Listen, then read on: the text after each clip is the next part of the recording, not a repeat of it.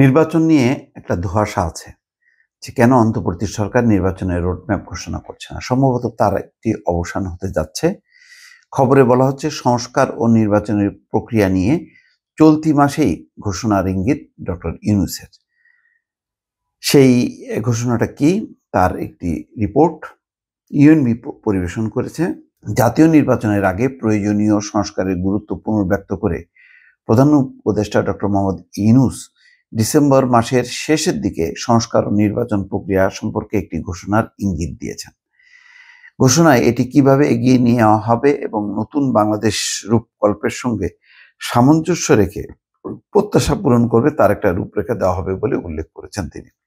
সোমবার প্রধান উপদেষ্টার কার্যালয়ে ইউরোপীয় দেশগুলোর রাষ্ট্রদূতদের সঙ্গে মত বিনিময় সভায় ডক্টর মোহাম্মদ ইউনূস নির্বাচন সংস্কার কমিশনের কথা উল্লেখ করে বলেন, পুরনো ধাঁচের সমস্যা এড়াতে নির্বাচনের আগেই কিছু সংস্কার কাজ শেষ করতে হবে। তিনি বলেন, নির্বাচন প্রক্রিয়ায় এসব প্রস্তাব অন্তর্ভুক্ত করার জন্য প্রতিবেদনের জন্য অপেক্ষা করতে হবে।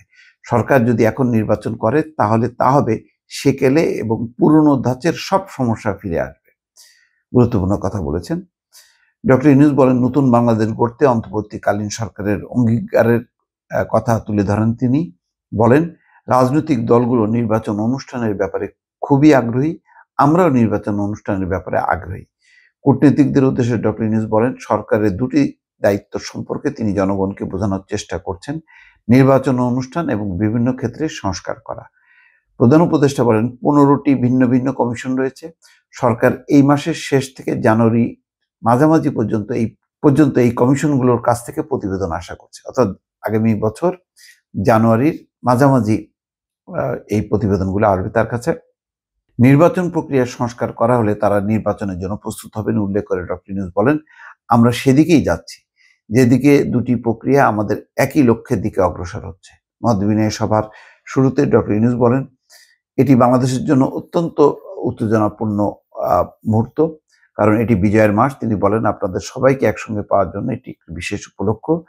এটি বাংলাদেশের প্রতি রাজনৈতিক, অর্থনৈতিক ও নৈতিক সমর্থনের প্রতিফলন বলে উল্লেখ করা হয়। যাই হোক, মূল বিষয়টা হচ্ছে যে সংস্কারের বিষয়টি আর প্রলম্বিত হবে না, যেটি ডক্টর ইউনূস ইঙ্গিত দিচ্ছেন যে জানুয়ারি মাসের মাঝামাঝি, অর্থাৎ এখন ডিসেম্বর মাস এবং জানুয়ারির মাঝামাঝির মধ্যে সংস্কার প্রতিবেদনগুলো আসলে তার ভিত্তিতে সংস্কারের একটি রূপরেখা কোন কোন ক্ষেত্রে করা হবে সেটি নিয়ে হয়তো রাজনৈতিক দলগুলোর সঙ্গে আলাপ আলোচনা করে পরই নির্বাচনের একটা রোডম্যাপ তিনি ঘোষণা করবেন এবং এই পুরো বিষয়টি তিনি এই মাসের মধ্যেই করে ফেলতে পারবেন বলে এই রিপোর্টে উল্লেখ করা হচ্ছে।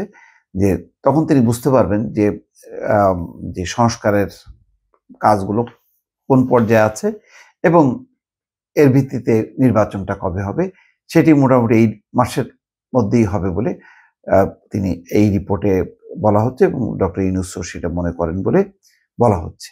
তার মানে হচ্ছে এই চলতি ডিসেম্বর মাসটা খুবই গুরুত্বপূর্ণ।